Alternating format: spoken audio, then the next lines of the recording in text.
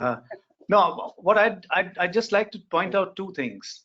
Uh, Sanjeev is absolutely right. It's not a question of non-availability of technology. It's a question of adoption. It's also a question of time. I think, like Leo Tolstoy said, the two greatest healers are time and patience. So if we believe in what he said, then the time will come, and with a little bit of patience, there will be greater adoption. At the same time, it must also be said without any doubt at all that Sanjeev is underplaying the role of doctors being more intelligent and engineers being less so. If that were the case, you will not have two engineers, Raj Gore and Gautam Khanna, as the CEOs of healthcare companies. You know, these are the wisest guys, engineers who are now dictating to doctors. So that's possibly the future. So my point really is that it's not an either or situation. What's going to happen is that technology is bound to come in over a period of time. It's going to benefit not just the patient, but it's also going to benefit humanity. That it is the only answer, that technology alone will be like robots uh, deciding the future of how healthcare is going to be delivered, that's not going to happen. And the fact that we should not be building medical colleges and creating more doctors is hardly the answer as of now. From the perspective of adoption of technology, there is only one point, Sanjeev, I'd like to add to what you have said, is the fear Sir, factor. And that fear is of being litigated against. There are companies in US, doctors in the United States who pay a huge amount of money to just get health insurance, uh, uh, just to protect themselves. And this has percolated itself into not just the psyche, but also into the actual real practice in India as well. So at the drop of a hat, you are being sued. So you just can't afford to take a chance. Let me just hark back to my time as a doctor when I graduated, and even when I was teaching, we did not have a thing that we take for granted. We didn't have an ultrasound, we didn't have a CT scan, we didn't have an MRI machine. Yet we used to drain brain abscesses based on just two factors. Patient is comatose, the pupil is dilated, and the pulse is slow. This means there is intracranial pressure increase. Let me put in a needle. Sometimes the patient will survive, sometimes he would die. Today, can I do that? So technology has helped me, but at the same time, it has made me afraid. I dare not put in a needle. So I think it's a not an either or situation. I think technology is going to help healthcare deliver better results for patient safety. And if that is the overall and overarching theme and approach towards it, then we are all going to succeed. You know, it's an old and oft repeated adage: when I gets replaced with W, illness gets replaced with wellness. And that's what is going to happen. At the end of the day, we must not forget this is the only industry in the world which has the word care attached to it. Health care. Name any other. So if at the end of the day, we are able to provide that care with help from technology, it's all the more welcome. But only technology without that empathy part, without that uh, experience part, without that touch of the doctor is not going to help. You cannot, technology cannot decide everything, just as a doctor cannot decide everything. We used to when we used to play God. Today, it's not so.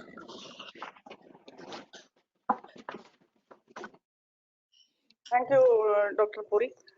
And now, Mr. Gautam Khanna, Mr. Raj Gore. Mr. Raj Gore is the Chief Executive Officer, Southern Region of Apollo Hospitals Enterprise Limited. and he is responsible for overall business portfolio of the largest region with 15 facilities in the states of Tamil Nadu and Andhra Pradesh. Mr. Gore is a seasoned global professional with more than 20 years of diverse experience in business management in North America, Asia, and Africa, with a focus on healthcare for the past 17 years. He has led business transformation and financial turnaround of acquired healthcare companies in India, Mauritius, Vietnam, and created sustainable growth momentum and value for these organizations. Mr. Gore has built high-performance teams and implemented organizational transformation initiatives successfully to improve employee engagement and patient satisfaction in cross-cultural environments. He has hands-on knowledge and experience of the M&A spectrum, including post-acquisition integration. Mr. Raj Gore holds a Bachelor's of Chemical Engineering degree from Jawaharlal Nehru Engineering College, Maharashtra, Master of Science in Information Technology and Master of Business Administration degrees from University of Denver, USA. He has also completed Hospital Management Program from Indian Institute of Management, Ahmedabad, and the Singapore Management University, Singapore. Sir, with your experience and with your knowledge on management and having done post acquisition integration is the most difficult part of any acquisition, I think. So with your knowledge, I think you are one of the most apt person to speak on this segment, sir. Welcome you to this show, and over to you now, sir.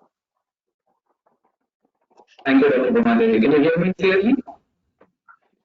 Yes, sir. Yeah, we can. Yes. Okay. So, chief guest, esteemed speakers, panelists, the entire family of Sri Ramchandra, faculty of management sciences, and most importantly, students and delegates joining this discussion. Namaste, Vanakkam. At the outset, I want to thank all of you for this dialogue. It's a privilege to be part of this panel. Today, I want to share my experience, my views, my perspective, not as an expert, but as a student of leadership. This is a leadership summit, and we are all here to share our learnings with the students and delegates who are going to be future leaders. Clearly, this has been the most challenging situation in our lifetime, something that most of us have not experienced or seen, in our lifetime. From my perspective, there are five, challenges, opportunities, or needs that emerge from. First is need to make health as a top priority for the world, for the country, for the state, for the city, for the community, for the family, and for each of us as an individual. We know that's the right thing to do, but we never, given its importance and place in our life, to walk the talk. Second, there is clearly a need to strengthen public health system, appreciate and respect role of private healthcare, and find out how both public and private can collaborate with each other in a meaningful manner to make a difference for this country. Third, we at a hospital level, at healthcare organization level, we have to start thinking about healthcare holistically. What I mean is preventive healthcare versus primary versus secondary, tertiary, quaternary, hospital-based care, ambulatory care, home-based care, telemedicine, telehealth, even things like the specialties that we focus on. Who would have thought that the world, in the entire world, infectious disease consultant will become the center of everything that we've done in the last 8 months. But how many hospitals actually have infectious disease specialists on their team? We need to look at healthcare as holistically and not just pick and choose if we want to be a sustainable healthcare organization. Third, I it's high time we continue our journey to drive quality accreditation and healthcare outcomes agenda, not just in letter but in spirit. We have seen, I have an oversight of multiple hospitals. It was pretty evident that hospitals who have done that clearly were able to respond faster and better to this crisis. And we must, do it for that and not just to get a feel of these accreditations of quality. Last, fifth, I think we need to with leadership as a practice fundamentals, which is making a positive difference in people's lives. I'm going to spend more time on that specific because this is the leadership summit and we have a lot of students and delegates who are going to be future leaders for us. This crisis has been a multidimensional crisis. First, there was a pandemic, which is a healthcare crisis. As a result, we have an economic crisis. With those two crises, you have a socio-economic crisis of amplified inequities on both fronts in the entire world, especially in a country like us. And as a combination of all that, we're going to have a mental health crisis. And it's the last one where the leaders can play the most important part. When this, pandemic started sometime, we started hearing about it in January, February, and then March, we started getting cases in Tamil Nadu. The first instinct as a CEO, as someone who is responsible for business, was to hunker down and focus on business fundamentals, be defensive, try to protect the business. And then slowly, as the patients started increasing, you had to go and talk to healthcare workers and ask them to come and work. And not everyone was willing to do it because, healthcare workers are human beings. They also have families, they also have their, insecurities, concerns, worries, compulsions. The families are dependent on that. And what we realized that after talking to many healthcare workers, in the end, most of us who joined this battle against the pandemic joined because they felt that this was their opportunity to live to the core purpose of why they decided to get into healthcare in the first place. And that purpose and that actually is the need of the heart. We need to be going forward as leadership. This is the time where I think organizations, businesses can have an opportunity to leverage its scale, leverage its expertise to actually do something good for the society. And therefore, there is a lot of limelight, there is a focus on leaders and how they behave and what decisions they make. And that's why there's a lot of reflection going on in my peers and how we do our business and how we conduct ourselves as leaders. And one thing that keeps coming back again and again in this is how do we articulate clearly and in a meaningful manner and as authentically as possible what is the purpose of the organization, what is the vision of the organization. Look at what's happening right now. I mean, healthcare workers were having at the forefront of this battle for now 8-9 months. And that's very taxing physically, emotionally, in every way, not just on healthcare workers, but also on the families. If you look at hospitals, if you look at healthcare organizations, you will get a sense that there is already a certain exhaustion that is setting in. And this is not going anywhere. Right? This is going to be there another probably 6 months, and then there is the economic impact that we have to manage for long term, and then there is a mental health impact. So, as leaders, what do you decide as a priority? What do you focus on? Generally, I think the employees, the health focus clearly come as the first priority, as the stakeholders who need the most attention to. As individuals, as professionals, as workers in all fields. Job satisfaction plays a major role in our happiness and therefore health and well-being of every individual. Um, you know, some of the things that I've learned as in this period, that a lot of things that we can do for our employees, our colleagues, don't are costly, don't require anything. They are basically just expressing empathy, expressing gratitude, listening to them, fostering inclusion. Because right now we are in such a distributed and a non-personal environment that how do we include what our workers in everything that we do in a physical manner is one of the big challenges that I'm facing right now. And then how do we, demonstrate and role model the purpose that we talk about? Um, a lot of what I learned when I was studying leadership and been studying is about charismatic, larger than life leaders, about walking on the ground in factories, on assembly lines, mixing with those people, learning about customers, talking to customers. Think about this new environment. Then you can probably do it in a little bit in the hospital that you are based out, but how do you do it in hospitals which are, in places where there is, still you are not able to travel or still in quarantine area? How do we engage? How do we do that?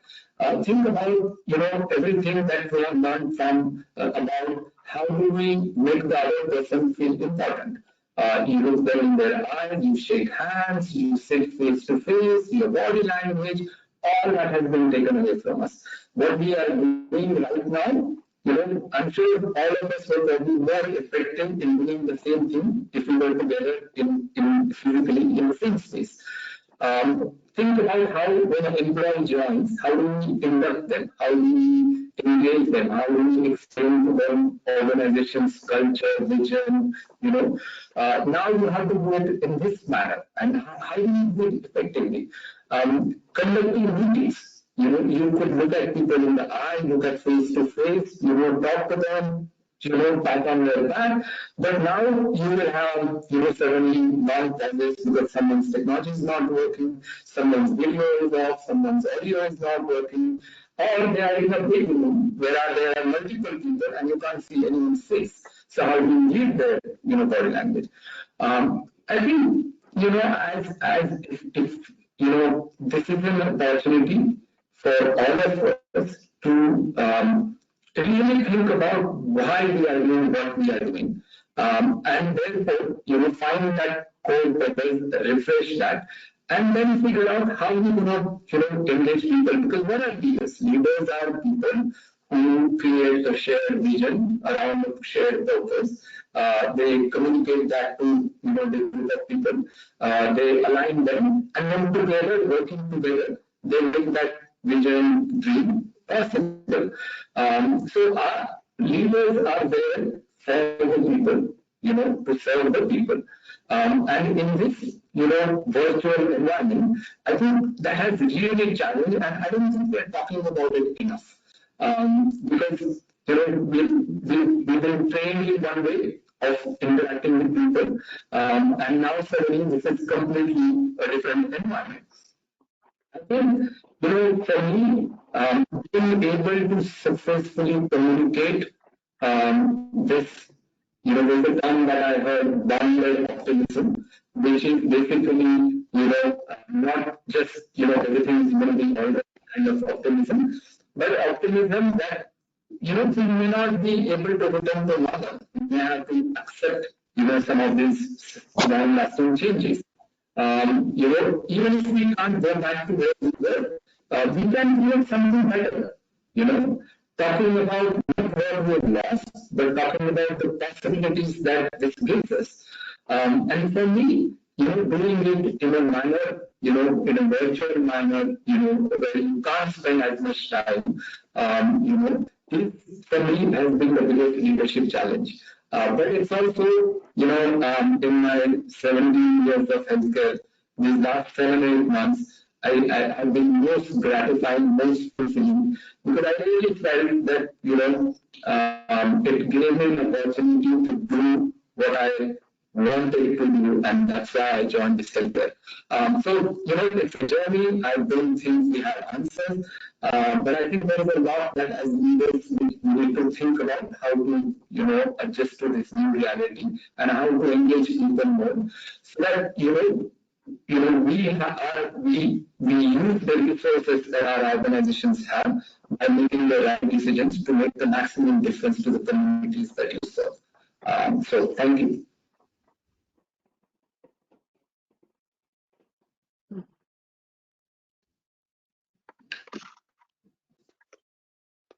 Thanks, Mr. Gore, Dr. Narottam, sir. I think I believe Raj has quite candidly expressed some of his reservations, some of his learnings, and I think the most gratifying part is that for a person who's a system-oriented person, engineering teaches you system orientation. Medicine teaches you individual brilliance. I think he and Gautam, to me, represent two of the finest examples of how they have managed to get the healthcare system functioning better in an institution, in institutions where it used to be disparate kind of a situation. Leadership, has often been told is not about titles, it's not about positions, it's not about flow charts, but it is about individuals affecting the another individual by manner of influencing them. I think these two leaders that at least I have had the opportunity of working with epitomize that. And to that extent, I think the success that they have achieved in the healthcare field is a lesson that many of your students should learn from. Only important point I'd like to emphasize here is that some leaders who are successful often are able to foresee or see the invisible, and therefore they are able to take action. COVID has offered this kind of an opportunity where these leaders have anticipated what will be the need, and therefore they've taken those preemptive measures which differentiate between doing a good job, an average job, and a not so good job. So thank you, Raj. Thank you. Thank you, sir. Thank you, sir. Dr. Mukesh, would you like to say something on this?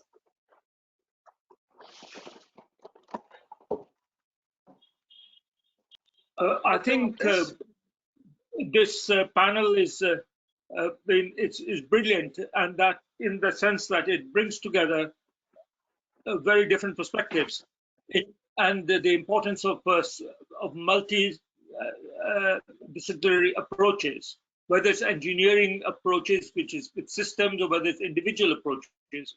So I think Dr. Puri's point that is neither either or is extremely important.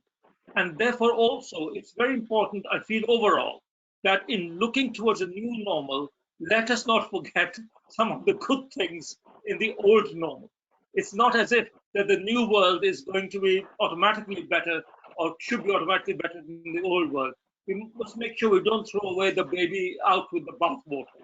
And that's where the wisdom is going to be required in terms of leadership, or what to take from the current experience into the future and what to actually resuscitate from the past. And that the matter of judgment and fusion is going to be vital in decision making.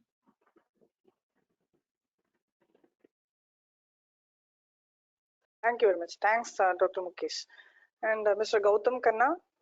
Mr. Gautam Khanna, an IIT BTech and IIM management person, presently the CEO of PD Hinduja Hospital and Medical Research Center, Mumbai, who is responsible for leading the healthcare vertical for Hinduja Group as a whole in the country.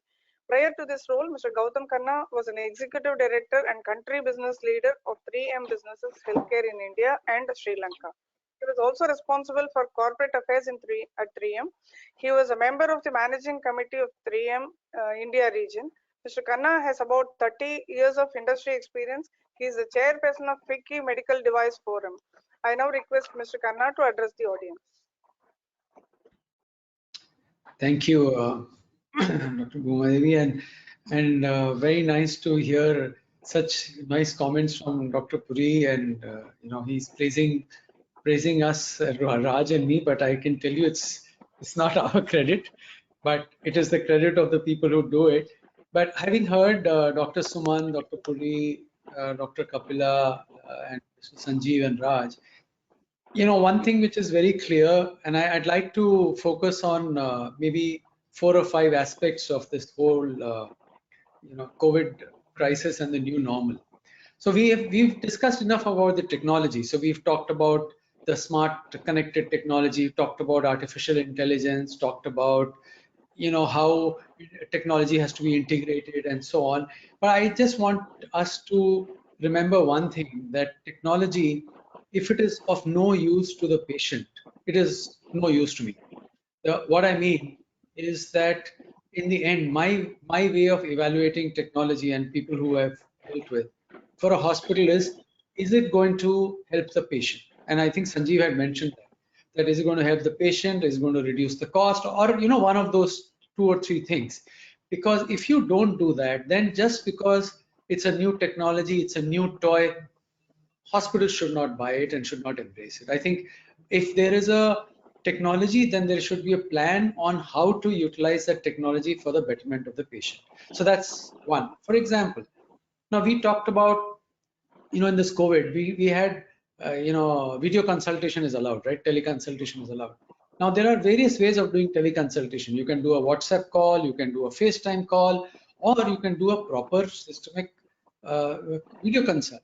And I have point this out that it takes time. For example, it took us time, maybe a month or so, to get it back to a level where we could reach it to that excellent level.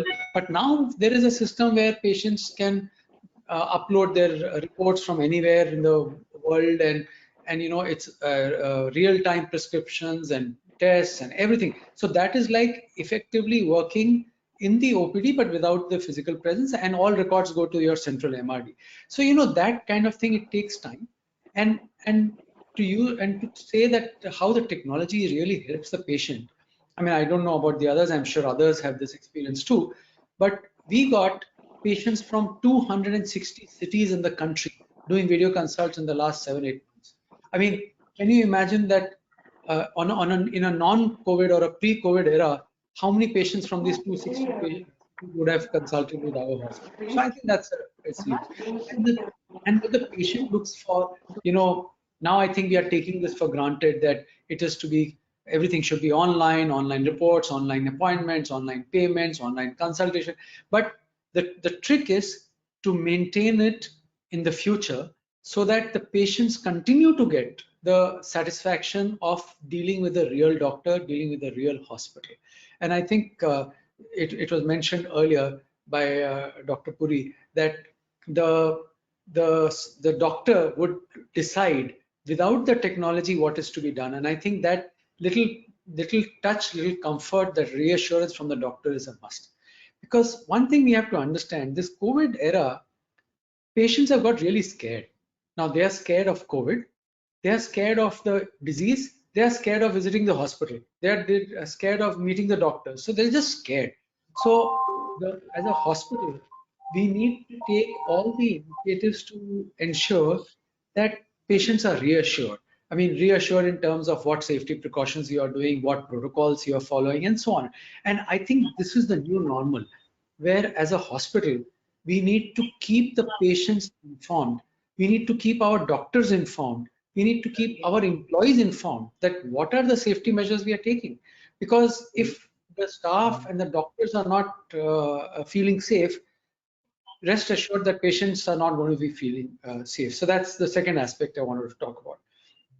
The third aspect is about what this new normal is, that strict compliance to, I think, infection control, which Raj mentioned about, and to protocols.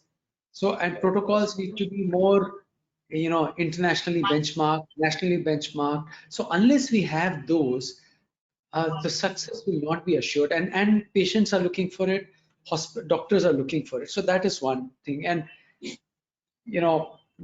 before I come to the people part, I just want to say that one thing which caught us off guard in this COVID was that we all knew that in India we have these communicable diseases and so on, but our physical infrastructure didn't reflect that reality. I mean, it was visible, it was known, but our physical infrastructure was more suited for the other kind of diseases. So the time and effort we spent in creating isolation rooms and negative positive pressure, negative pressure difference in wards and ICUs, that has taught us that even when COVID goes away, we are going to keep it. So that is one new normal, that you might have some beds which will be wards and ICU, which may not be used, but you will still keep the facility for any of these eventualities. Now I want to talk about the most important aspect, I think, in healthcare is the people. And sometimes we assume that we not assume, we just take it for granted that if I have a doctor and if I have a nurse, healthcare is taken care of. Maybe it is true, maybe it is not true, maybe it was true 50 years ago, but now the complexity of the healthcare and a large hospital is that it cannot be run by a doctor and a nurse. It cannot be. I mean, you have equipments. So in this COVID era, what has come out is that the collaboration between all the unseen members of the hospital. Unseen members are the housekeeping, the engineering, the food services, the technicians, the staff, the security, all these people. They have worked together to deliver the best patient care in the COVID time. Of course, the visible face is the doctor and the nurse, but there is a large team, probably 80 to 90% of people who are working behind the scenes to make it effective. So for this message for the students in this forum, that when you are going to become the leaders in healthcare, you have to understand that the organization is composed of everybody, and everybody is part of that ecosystem. It is not only one person. So you need to have, like my favorite thing is, it is not important to be popular, but it is important to be fair to everybody, and it's important to be correct with everybody. So I think that is one thing you need to remember and emphasize on the collaboration aspect. The other part which COVID has shown us, and I think going forward it will continue, is that there is a lot of stress on our people. So it's so important for our doctors, nurses, staff, receptionists, housekeeping, everybody to be engaged, and you have to take care of their physical health, mental health, emotional health, spiritual health. So in the sense, we just assume that it is okay, they come to the hospital, they serve and go. But imagine, they are taking a risk coming to the hospital, they have families back home, they have aged parents, they have children, they have so they are also scared. So you need to take care of their emotional aspects, you need to take care of the mental aspect, maybe arrange some counseling with your psychiatrist. I mean, like, we have a free counseling. Emotional aspect, you take care of some online engagement since you can't have physical meetings.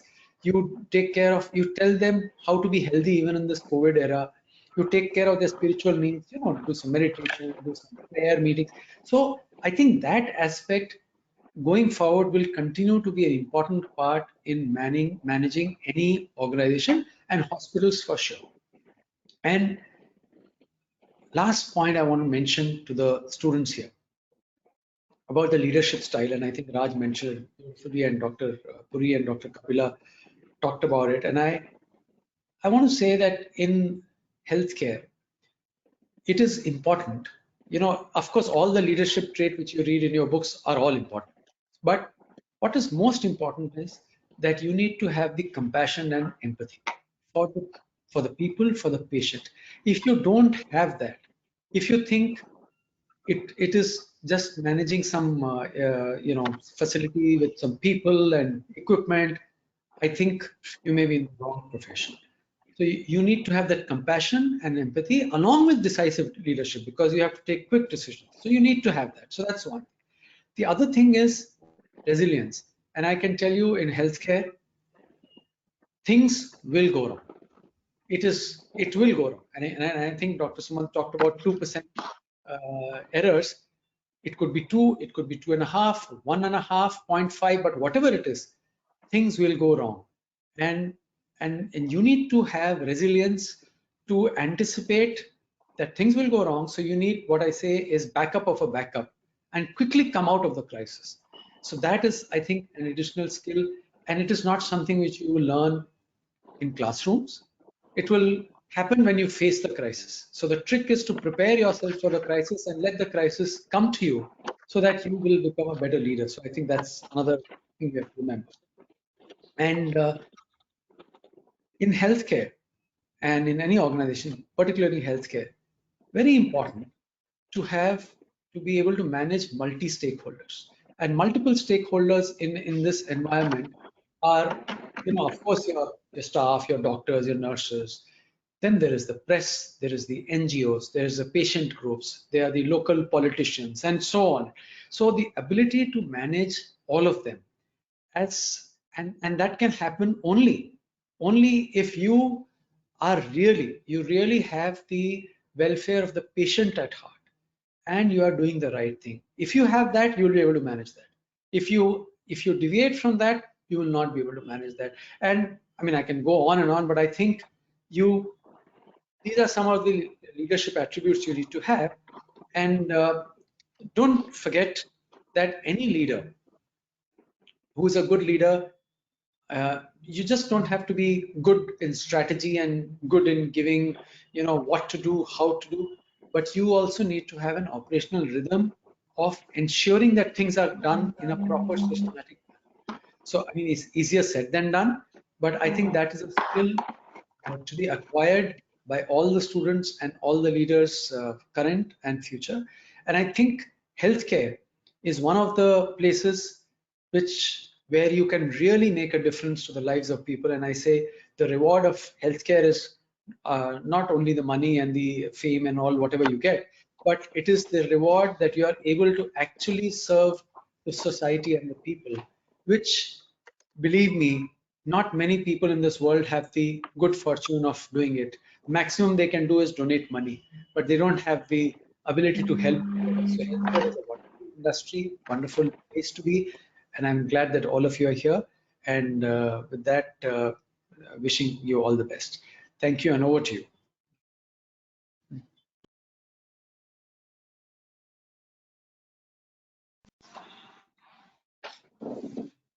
Thank you very much, Mr. Khanna. And any leader is a good leader. As always, I think we all have